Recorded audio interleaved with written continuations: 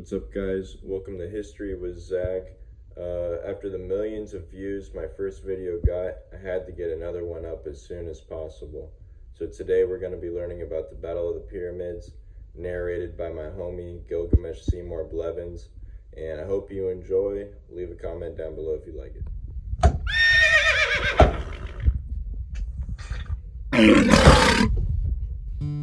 Hello everybody, thank you for joining me today. Today I will be discussing the historically famous Battle of the Pyramids, a battle waged on the Mamluks by the great Emperor Napoleon Bonaparte of France. This is Zag's second ever YouTube video, and he would love to hear your suggestions down below. Leave a like, a comment, and hell, even subscribe. Napoleon Bonaparte is considered in the minds of many to have been a powerful emperor and a great ruler. But y'all ever wonder why? While he had many accomplishments throughout his reign, the invasion and control of Egypt can be considered one of his greatest victories. In this presentation, I will discuss the events following up to the war, the people involved, events of the war, his reason for leaving Egypt, and the lasting effects of his endeavor.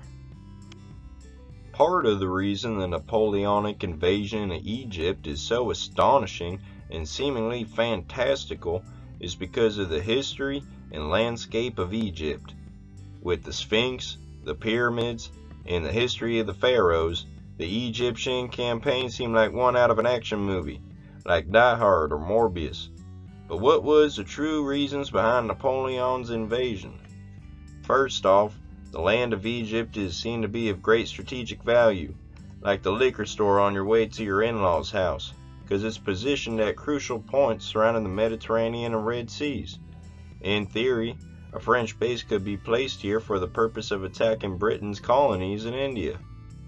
This was also an excuse for Napoleon to leave French politics, just like I hope Biden leaves politics. He gained power by his wonderful victories as general of the French army, and it seemed as if he had to keep winning wars to maintain power.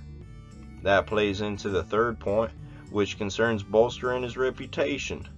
By conquering more and more lands, especially as one as mystical as Egypt, his public approval would continue to rise. Lastly, Napoleon idolized Alexander the Great. He is seen to mimic the great Macedonian leader in many ways, but to follow in Alexander's footsteps, he would control the same land Alexander did. Maybe if I idolized Alexander, my wife wouldn't have left me. During the late 18th century, Egypt was under the rule of the Mamluk Sultanate, offspring of the Ottoman Empire. The Mamluks were originally slave soldiers that overthrew their government, establishing their own form of Islam politics. They were the effective rulers of Egypt since the 13th century and were legendary, apparently invincible, and fearless warriors who had a proficient cavalry. I reckon if these rascals had a Four Loko and some grizzly long-cut wintergreen, hell, they could stop Bama from winning another championship.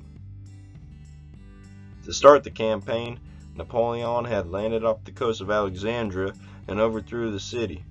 The march to Cairo then happened after Napoleon had organized his posse shortly afterwards. This 120-mile march yonder showed the vivid picture of Napoleon's ambition and impatientness as he led his soldiers to Cairo completely unprepared.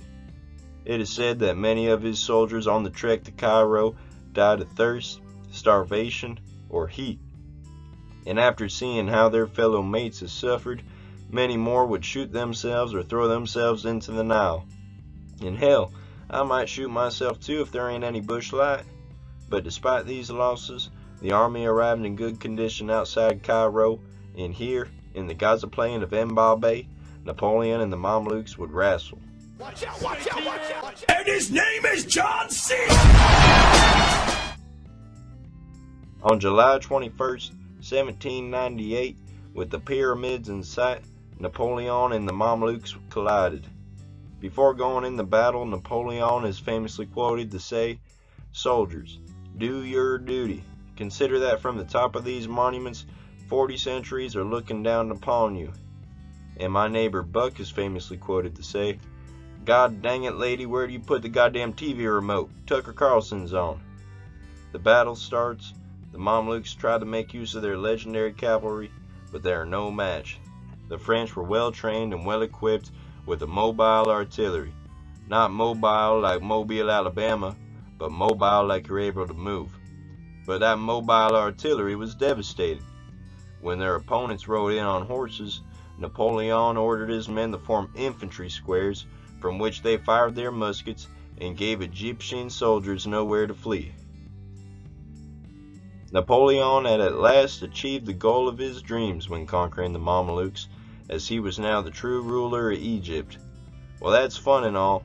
It's not as cool as owning a turbo-boosted Ford F-150 King Ranch Edition 4.6 liter with a V8 engine and a real legend sticker on the back like myself, just saying.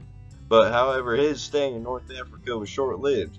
Just a month after the French arrived in Egypt, British Admiral Horatio Nelson wiped out the French naval fleet in the Battle of the Nile.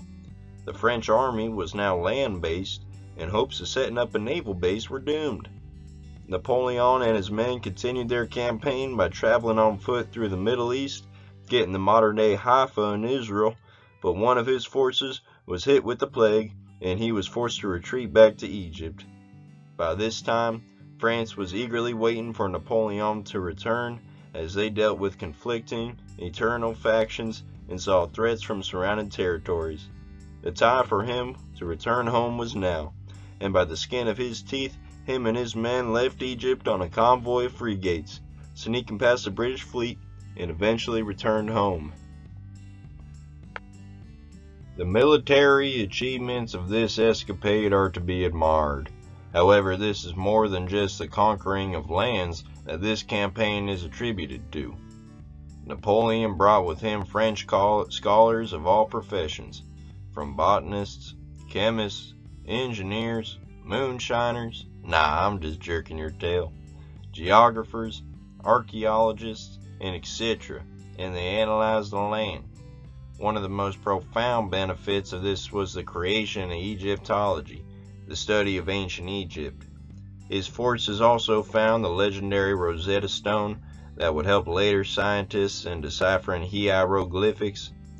Napoleon himself would embrace Islam beliefs and would go on to write his own version of the Quran, and the invasion of Egypt could be considered the start to European colonization in Africa, as other nations followed suit in the 19th and early 20th centuries. To summarize, Napoleon's gumption and grandiose life story can be seen through many of his achievements and escapades, but his conquering of Egypt may be one of his finest. By overthrowing the invincible Mamluks, withstanding starvation, plague, and revolt, by achieving grand scientific discoveries, and by safely making it back to France, this story is better than Smokey and the Bandit. While his reign over Egypt was short-lived, much can be taken away from it. To Napoleon, possibly the greatest discovery was that indeed he was reliving the life of Alexander the Great. And for me, the greatest discovery was finding my ex-wife in bed with Carl. Oh Lord.